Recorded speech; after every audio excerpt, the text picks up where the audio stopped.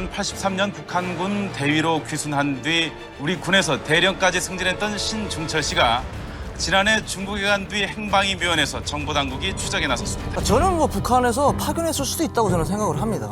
네, 왜냐면 그 정도의 뭐 엘리트에 있던 사람이 갑자기 넘어와가지고 생뚱맞이 넘어와가지고 이제 안보사에까지 들어가가지고 그 정도에 있었잖아요. 그러면 우리가 역으로 생각해보면 그 사람이 그 안보사에서 북한에 대한 작전을 북한 의도에 맞게끔 했다고 극단적으로 생각하면 그렇게 할 수도 있잖아요. 이번에는 4단에서 단 3명만 뽑는다는 김일성 군사종합대학 입학에 추천됩니다.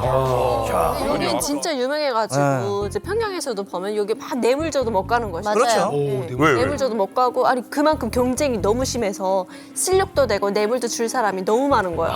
그래서 그 중에서도 진짜 특별한 사람만 갈 수 있는 것이죠. 일단 출신 성분이 정말 좋아야 되니까 다 잘 사는 집안이고 거기다 이제 승승장구한 사람들이니까 이제 뇌물 가지고는 안 통하는 안 통해요. 네. 김일성 군사종합대학 하면은 김정은이 다닌 데거든요. 맞아요, 그렇죠. 그러니까 신중철이 사실 김정은의 선배라고 할 수가 있는 거고요. 또 신중철 이분이 거기 다닐 때 누가 다녔냐면 김평일이 다녔어요. 김평일이라고 누구냐면 김일성의 아들인 거죠. 그렇죠. 그러니까 김정일의 이복 형제예요. 그러니까 얼굴도 잘생겼고 그다음에 키가 1m 80인데다가 굉장히 뭐랄까 그 인기가 많았대요. 그 대중 선동도 굉장히 잘하고 친화력도 많고 그래서 사실은 한간에서는 후계자가 얘다 장군감이다라는 얘기가 있었는데 결국은 김정일과 권력 다툼에서 밀려나서 평생 이제 바깥으로만 떠돌죠. 뭐 핀란드 대사도 하고 그다음에 헝가리 대사도 하고 마지막에 이제 체코 대사까지 하고 지금 평양으로 들어갔거든요. 그런 사람이랑 같이 학교를 다닌 거예요. 두 사람은 곧 절친한 친구가 됐고 성적도 이제 1등, 2등을 나눠서 하면서 야 이거 또 이제 북한의 최고 상위 엘리트를 이제 지향하게 되는 거죠. 그리고 이게 두 사람이 보면 사실 나이 차이가 한 6살 정도 있어요. 그러니까 김평일이는 54년생이고 신중철 씨는 48년생이기 때문에 6살 차이가 있는데 평일이는 이제 제가 보기에는 군대도 제대로 가지 않고 이렇게 해가지고 이제 온 거고 뭔가 그런 상황에서 신중철이 보면 이 학교에서 아마 멘토 역할을 좀 해주지 않았을까 이런 느낌이 듭니다. 신중철 씨가 나중에 이제 회고록을 쓴 걸 보면 김평일이 그때 당시 굉장히 인기가 많았다고 해요. 키가 크고 잘생겼고 호방했고 연예인 같았다. 그래서 서로 김평일이랑 친해지려고 그 학교 내에서도 굉장히 많은 호감을 받았는데 김평일이 일일이 다 악수해 줄 만큼 이 팬 서비스나 성격도 굉장히 좋았다고 하는데 연예인 같은 인기를 누렸던 김평일이 어떻게 이렇게 차이가 나는 신분 차이가 나는 신중철과 일종의 베스트 프렌드가 될 수 있었을까?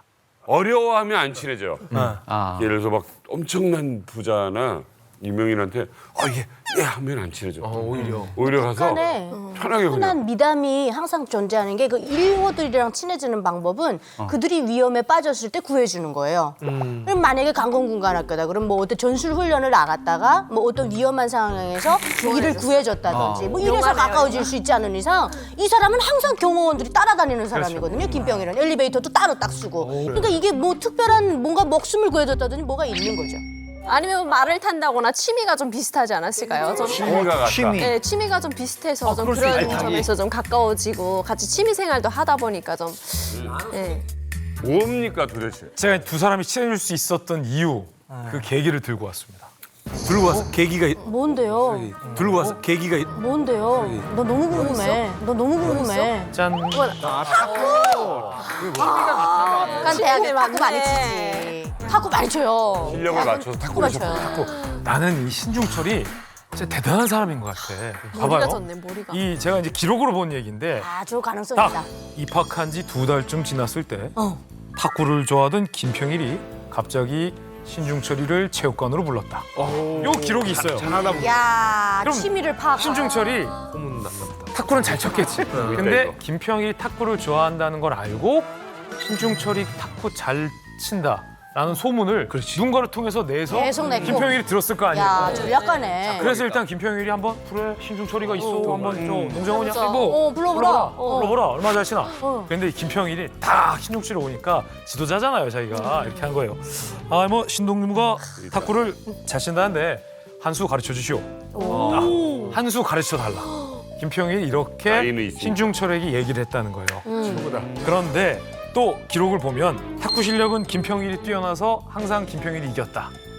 요 이제 회고록 내용이 죽으려고 이겨요? 그건 신중철이 목숨이 왔다 갔다. 김평일이 자연스럽게 이기게끔 그렇지. 맞춰준 거다.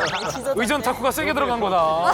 군대에서 축구하는데 사단장이랑 축구해서 제치고 골 넣은 적 있어요? 무슨 소리? 사단장님은 중앙선에서 차도 들어가요.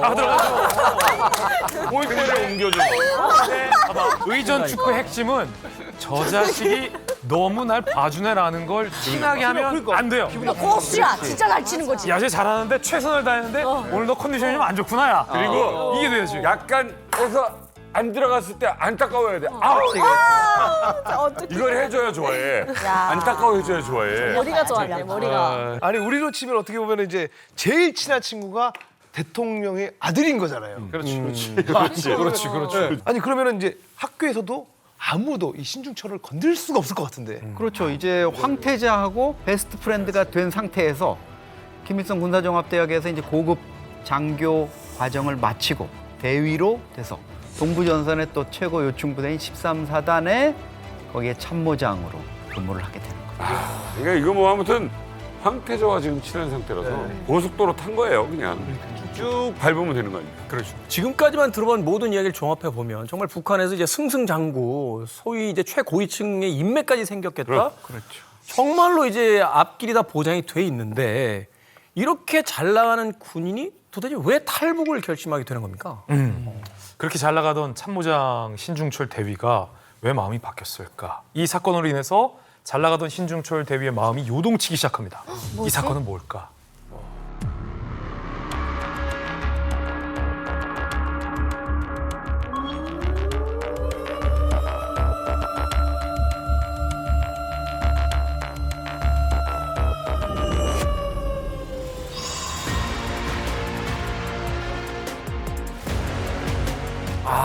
윤평 대위.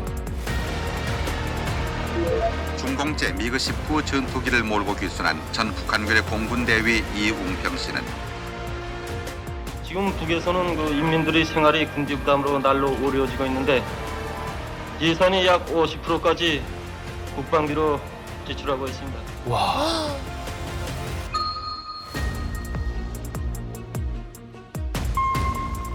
아, 진짜 저 당시에 미국인을 몰고 왔으니. 그러니까.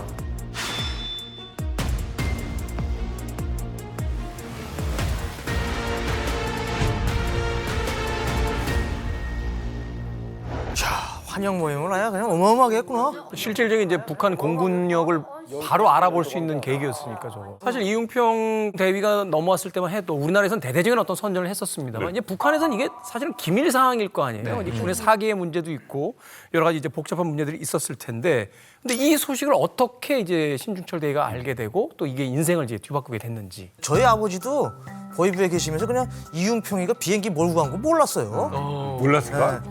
그때는 그렇게 우리나라에서 이렇게 홍보를 했지만 우리나라에서는 북한에서 그거를 이야기하면은 북한의 비행사들이라는 건 원래 엘리트들인데 하늘에서 그 사람들이 뭐 결심 먹으면 못 오겠습니까? 그러니까 그걸 알려주지 않죠.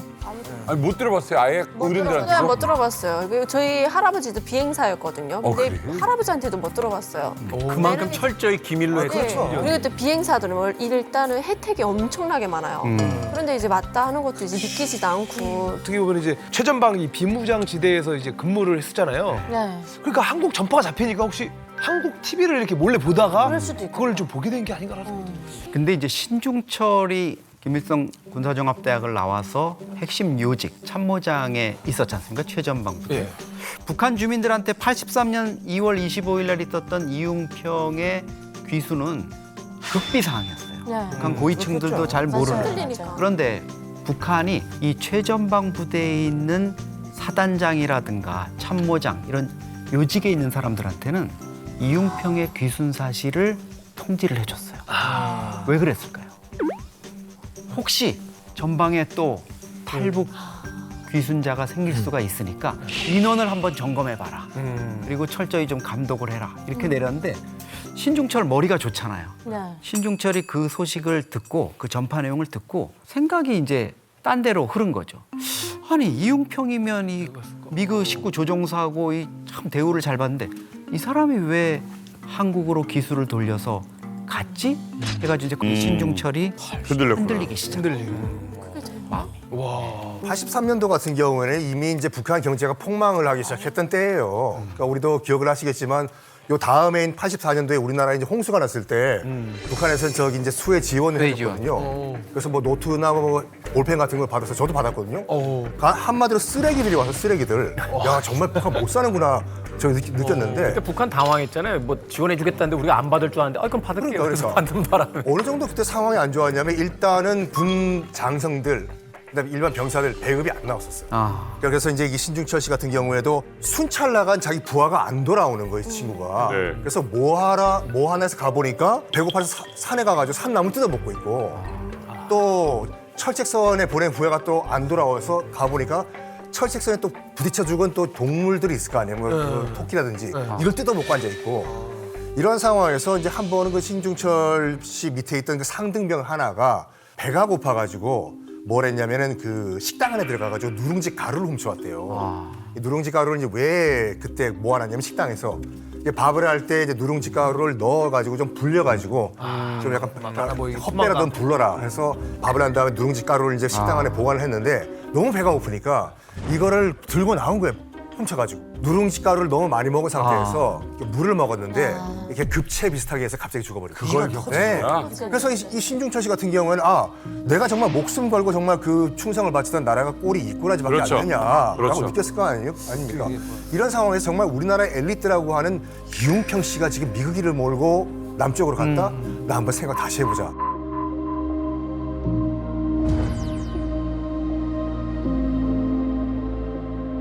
이제 참모장 정도면은 좀 모두가 좀 알아볼 만할 것 같은데 이 특이한 행동을 하면 좀 눈에 좀 많이 띄었을 것 같은데요. 그렇습니다. 그래서 신중철이 한동안은 마음속으로만 탈출을 할까 말까의 어떤 고민을 하고 있었던 것 같아요. 그런데 그렇게 마음 한켠에 탈북을 꿈꾸고 있던 어느 날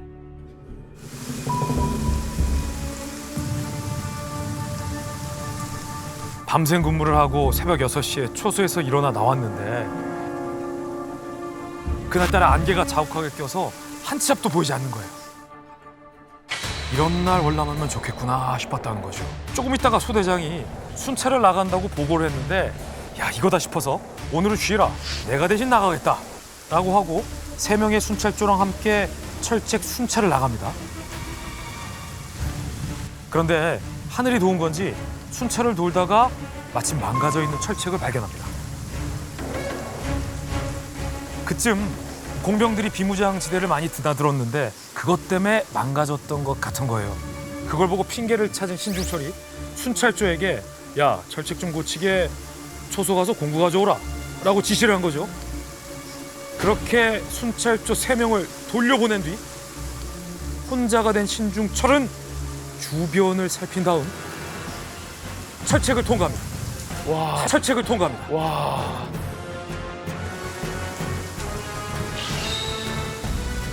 탈북을 시작한 겁니다. 이제 당시 순찰초가 이제 돌아올 때까지 약 20분 정도의 시간이 있었다고 하는데 네. 그러면 나중에라도 신중철 대위 입장에서 현장을 이탈했을 때 추적반이 오면은 노출이 되니까 네. 발자국을 여러 군데로 놔놨다 그랬잖아요. 그리고 그 다음 단계는 어떻게 하냐면은 가까운 곳에 있는 뭐 나무가지라든가 또는 자풀이라든가 뜯어서 땅에 약간 습기가 있다 그러면 거기다 던져놓고선 밟는 수밖에 없어요. 그래야 발자국을 흔적을 좀 희미하게 할 수 있습니다. 헷갈리게 만들어버리는 거예요? 어디로 가는지 왜냐하면 10초, 20초 시간을 보는 게 굉장히 큰 겁니다. 그 투습에서는 5초면 숨을 수 있잖아요. 그러니까 우리도 그런 식으로 유도를 합니다. 그런데 그렇게 이제 철책을 넘어도 바로 비무장지대니까 괜찮았을까요?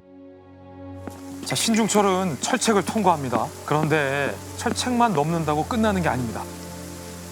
그 다음에 펼쳐진 건 바로 지뢰밭입니다. 와.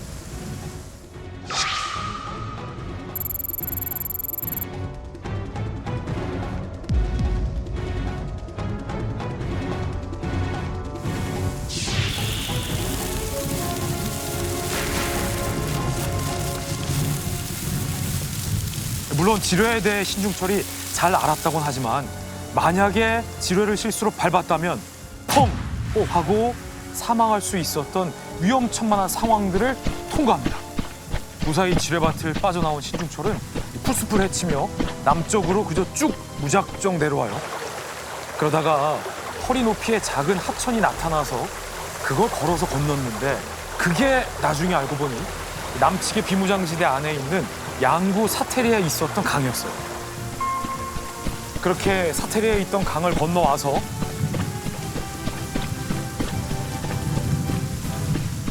남한 철책문 앞에 신중철이 도착합니다. 신중철이 도착합니다. 그래서 좀만 더 도움 끝난다. 일사천리네 아주. 아침 9시경 처음 만난 우리 경비병들에게 귀순하러 왔다라고 밝힌 신중철. 그렇게 한국군 초소로 들어가면서 무사히 귀순에 성공합니다. 이분이 그 당시에 느꼈던 긴장감이나 이 상황은 말도 못했을 겁니다. 근데 비무장 지역이 이제 4km라고 하셨잖아요. 네네. 자기 인생에서 가장 긴 거리죠. 4km. 그래요? 이 4km가 사실은 40km나 400km보다 더 긴 거리. 이 4km만 건너면 자유가 있는데. 맞죠. 목숨을 걸어야 되니까. 민경대대 이제 참모장이었고 매일 작전을 했으니까 지뢰가 지금 대략 어떤 상태라는 것은 정확히 알고 있는 거죠. 자기 작전 책임지기였으니까. 또 자기가 계획을 해갖고 묻은 곳도 있을 것이고 그렇죠. 뭐 개척했는 곳도 있고 그렇죠. 또 자기 부하들이 매일 자기 허락을 받고 드나들고 했을 테니까 그래서 뭐 우리가 속된 말로 이제 바삭하게 손바닥 보듯이 이제 봤을 것이고 그다음에 이제 MDL 군사분계선을 넘어갔고 남쪽으로 넘어왔을 때도 우리가 북한을 관측하듯이 북한 민경대대도 우리 쪽을 계속 관측을 평상시에 했을 테니까 대략 그 남한의 국군들이 어떻게 움직이더라는 걸 기억하고 있을 거라는 거죠. 그걸 기억해놨다가 아마 이제 그 루트를 타고 이제 왔기 때문에 큰 위험 없이 오지 않았을까 이런 생각을 할 수 있습니다.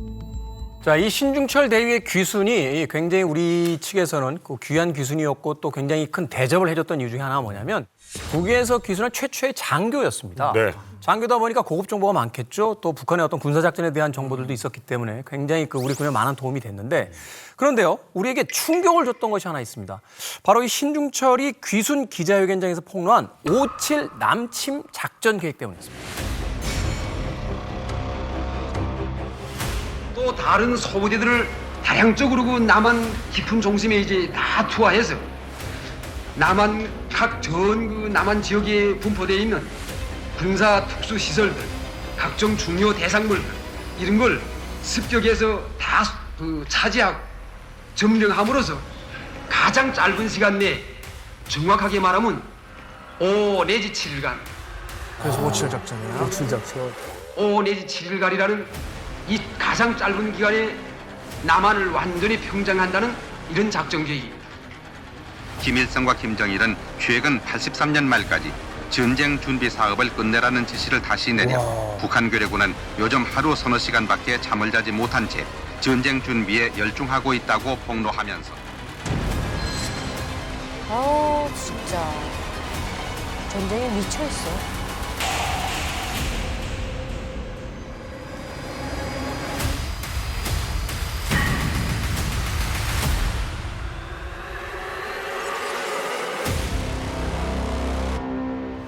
이야.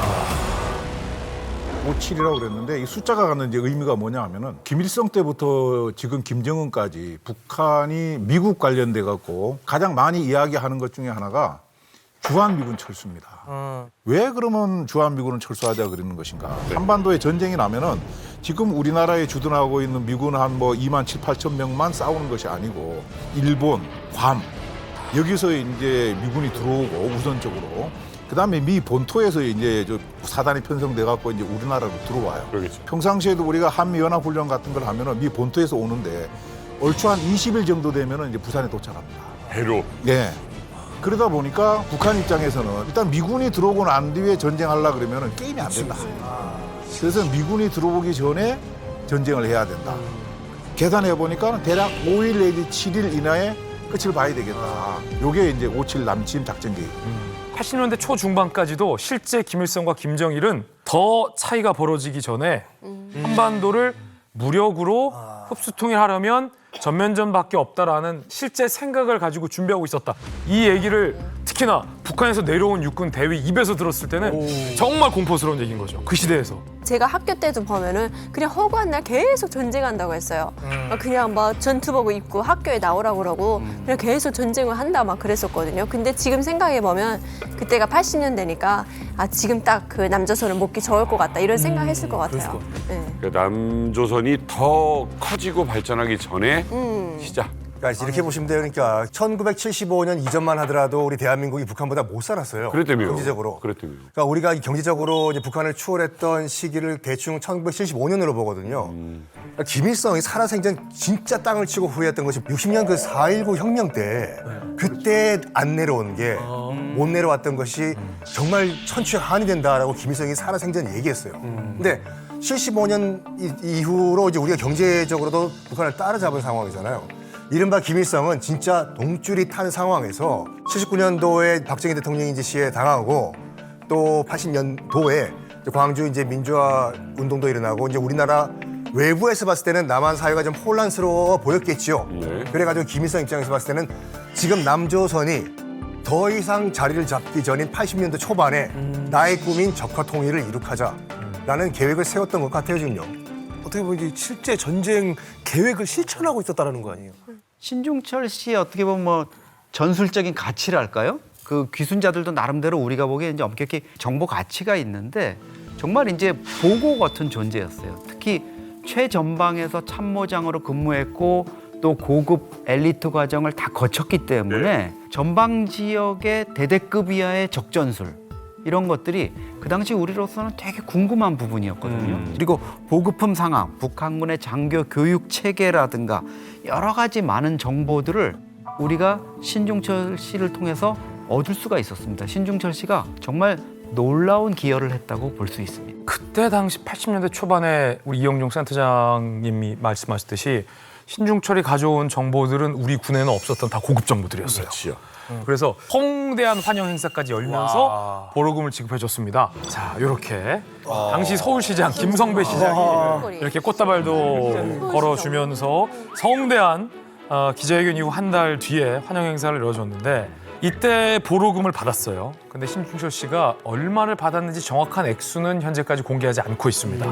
다만 신중철 씨 회고록 등에 따르면 금으로 따지면 한 8,700g 금을 9kg를 받았다고요? 8,700g. 당시 이 8,700g이 금 2,320돈이에요. 한 돈에 한 45,000원 당시에. 그때 당시 돈으로 대략 1억 원 정도의 보로금을 받은 것으로 추정이 되는데 제가 기억해보면 그때 잠실에 30평대 아파트가요. 2천만 원, 3천만 와, 원. 2,600. 진짜 2,600에서 2,800 사이였어요. 그때 제일 잘 나가던 그때 한창 주가가 오르던 강남의 대치동 음마 아파트가 그 유명한 30평 한 채가 4,500만 원. 와. 그때 사줬어요. 네. 근데 지금 가치로 따지면은 한 5, 60억 정도의 상승이라고 볼 수가 있습니다. 그만큼 사실 군 관계자들 얘기 들어보면 그 신중철 씨가 그때 우리에게 제공한 정보는 뭐 아파트 2채를 줘도 아깝지 않다. 그렇죠. 그 정도로 어마어마한. 아니 근데 지금 뭐 아파트 얘기도 나오고 뭐 1억 원 정도 받았다고 하지만 당시 이제 보로금 이후에 또 받은 게 있습니다. 신중철 씨가요. 뭘 받았냐? TV, 세탁기, 가스레인지, 냉장고, 에어컨을 받는데 83년도 우리 국민학교 6학년 때잖아요. 그러네. 실제로 교실에서 담임 선생님이 와가지고 야 집에 에어컨 있는 사람 손 들어봐라. 이때 냉장고 있는 사람 손 들어봐라 할 때예요. 그때는 아파트 단지 주차장에요. 차가 몇 대 없던 시절이에요. 다 텅텅 비어서 아이들이 거기서 야구하던 시절이란 말이에요. 그거를 지금 세트로 다 받은 거죠. 뿐만 아니라 정말로 의미 있는 선물 하나 받았습니다. 뭐냐? 바로 주민등록증. 이제 당신은 자랑스러운 대한민국 국민이다. 그래서 서울시장님이 이런 환영을 해줬죠. 그렇죠. 갑자기 왜 서울시장님이 등장했나 했더니 시민이 되는 거예요. 당시에. 근데 어찌됐건 TV, 세탁기, 가스, 야 당시에 빌트인 서비스를 다 받았어요. 83년도에 아마도 이게 알려진 정도의 어떤 보상이죠. 당시에 이 정도 그 귀순을 했다라고 하면 기업들에서 막 맞아요. 물품 협찬 이런 거 엄청나게 해줬어요. 이분이 어느 정도 인물인지는 이렇게 보러금 그리고 선물만 봐도 알 수 있겠네요. 대단했구나. 지금도 저는 이분 얼굴 보니까 알겠거든요. 이웅평 대위하고 그다음 이분은 딱 보니까 얼굴이 알아요. 그 정도로 그때 대대적으로 그 광고를 하고 대대적으로 언론에서도 보도를 했던 걸로 기억하고 이분의 그 기자회견장에 또 몇 달 전에 귀순해서 이웅평 대위가 나와가지고 같이 손잡고 만세상처럼 그런 기억이 나요. 이야, 아니 이렇게 환영식도 어떻게 보면 대대적으로 하고 그리고 또 두둑한 보러금도 받고 그리고 주민등록증도 받고 남부러울 게 좀 없을 것 같거든요. 신중철은 계속 활용을 해야 되기 때문에 이제 우리가 신중철 씨가 이제 원래 올 때 계급보다가 한 계급 더 많은 소령으로 이제 임관을 시키게 되는 거예요.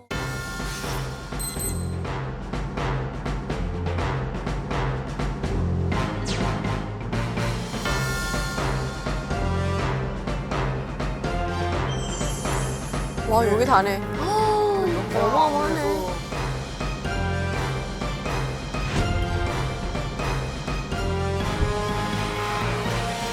어마어마한 일이야. 진짜. 와.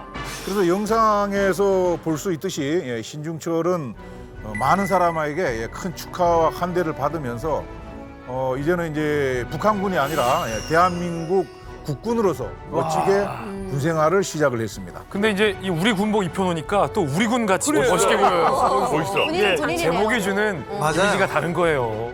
몇 달 사이에 벌써 피부가 달라졌네요. 맞아. 색깔이 달라. 피부가. 굉장히 뭐랄까 승승장구한다는 느낌을 받으시지 않으세요? 네네네. 보세요. 그렇죠. 귀순했죠. 큰 돈 받았죠. 성대한 환영식 열렸죠. 그리고 든든한 직장까지 군에서 계급도 올려가지고 임관을 했잖아요. 그러니까 우리나라에서 오히려 더 승승장구해서 나가던 신중철 씨. 그런데 그렇게 승승장구하던 신중철 씨에게 신중철 소령이죠. 더 큰 걸 더 큰 거요? 우리 사회에서 받게 됩니다. 뭘 또 줘요? 더 있어요? 한국에서 만난 운명적인 러브. 운명적인 러브. 요즘 러브하잖아. 요즘 러브하잖아. 러브하잖아. 운명적인 사랑.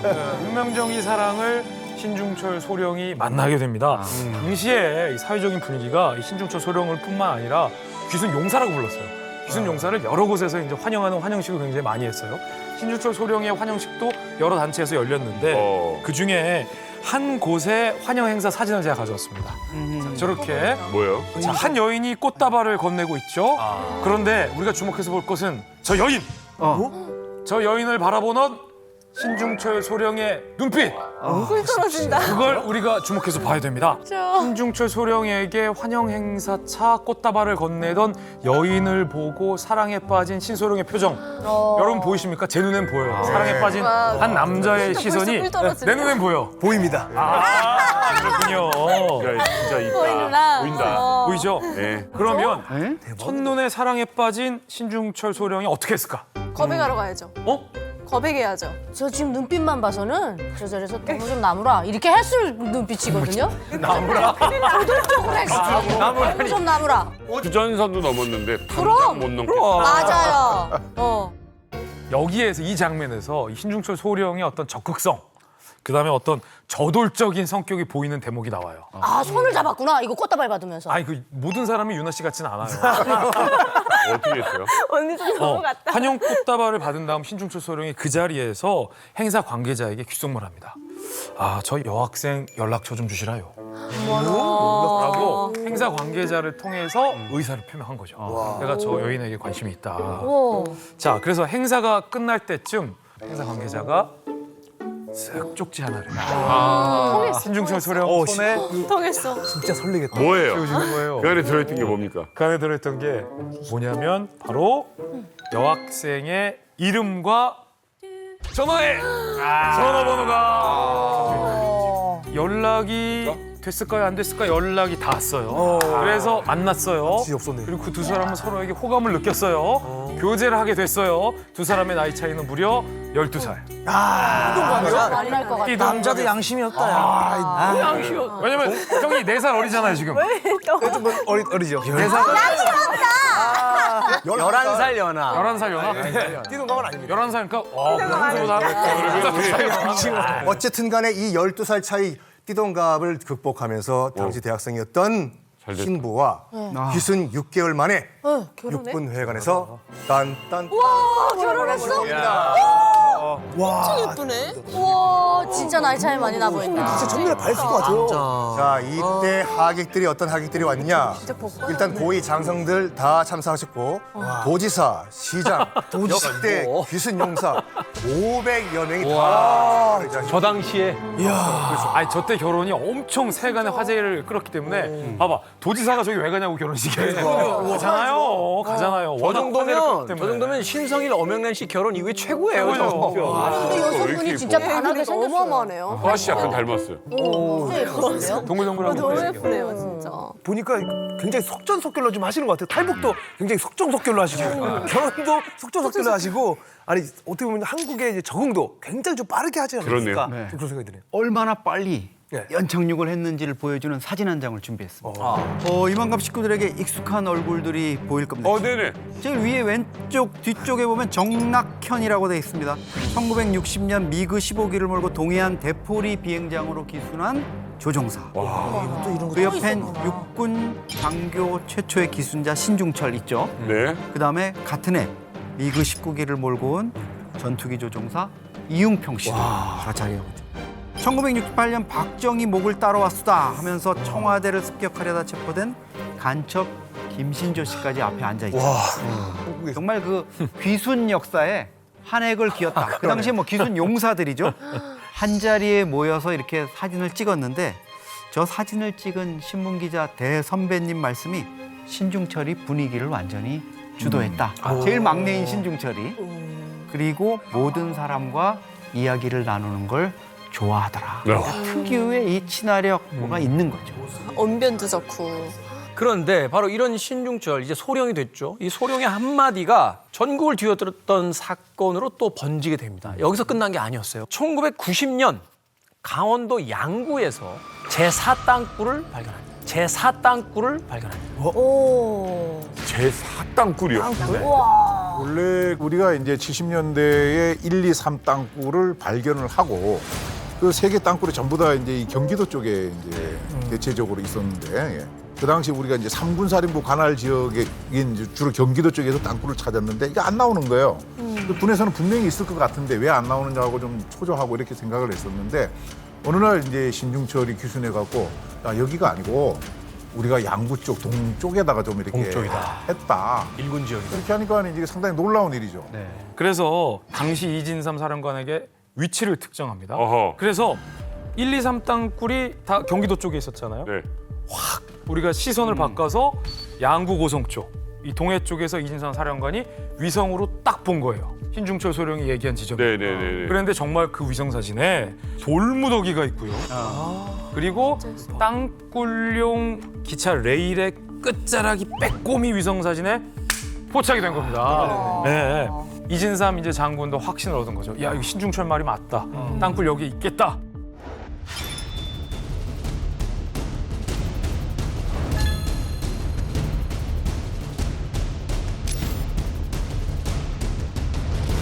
이제 우리 쪽으로 왔잖아요. 그게 새벽이야. 내가 사단장이니까 내 방으로 데리고 왔어요. 그때 나하고 대화한 거 있어. 왜? 그때 얘가 그 우리 전방에 민경대대 참모장을 했으니까 내가 물어봤죠. 너 민경대 되면은 너희도 땅굴 판자 이랬어. 그러니까 땅굴 파는 거 어떻게 하십니까? 너 김일성이가 그런 얘기 했잖아. 어? 땅굴 하나가 말이야. 원자탄 10개보다 낫다. 나하고 이제 둘이 얘기할 때고 그걸 내가 탁 물어봤지. 그랬더니 지도 가져와. 그 지도 있잖아. 어디에 짚었대 딱 짚었어. 지도를 갖다 놓고 일지 다 그려놔가지고 그때 특히 서부전선. 서울은 산이 얕으니까 좋잖아. 동부는 강원도 아닙니까? 여기서는 도저히 생각지도 못하고 여기서는 발견을 못할 거라 생각하는데 여기서 내가 발견했어요. 그렇지. 터널 파는 거만큼 힘든 일이고 그 당시에 기술이. 그리고 이제 동쪽으로 가면 수도권하고 멀어지니까 생각을 안 했던 거죠. 거기 있죠. 신중철이가 여기 땅굴 헌데를 얘기해주고 내가 또 육군본부 가가지고 장비 데려보내라. 여기가 제일 어려운 데인데 이건 내가 발견해야 되겠다는 의지를 내가 갖게 됐어. 신중철이 때문에.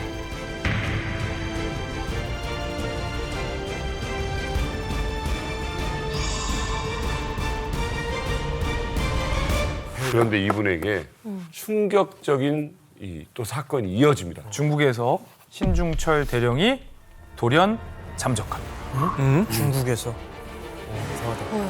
지난 83년 북한군 대위로 귀순한 뒤 우리 군에서 대령까지 승진했던 신중철 씨가 지난해 중국에 간 뒤 행방이 묘연해서 정보당국이 추적에 나섰습니다. 씨가 지난해 6월 평소 잘 알고 지내던 여자와 함께 중국으로 출국한 뒤 1년째 행방이 묘연해졌습니다. 신 씨의 부인과 두 딸은 신 씨가 종적을 감추자 최근 거처를 넘겨 외부와의 접촉을 피하고 있습니다. 당국은 신 씨가 군에서 줄곧 대북 정보를 다뤘던 만큼 납치나 위해를 당했을 가능성도 배제할 수 없어 중국에 추적반을 보내놓은 상태입니다.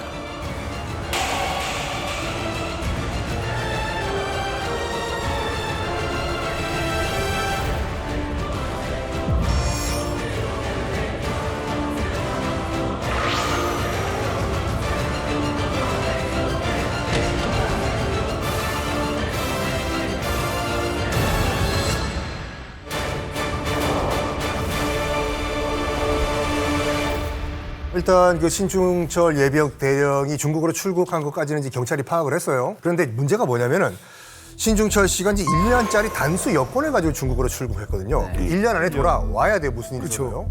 근데 경찰이 딱 파악을 해보니까 1년이 지난 후 그러니까 이제 여권이 이제 만기가 된 이후에도 안 돌아온 거예요.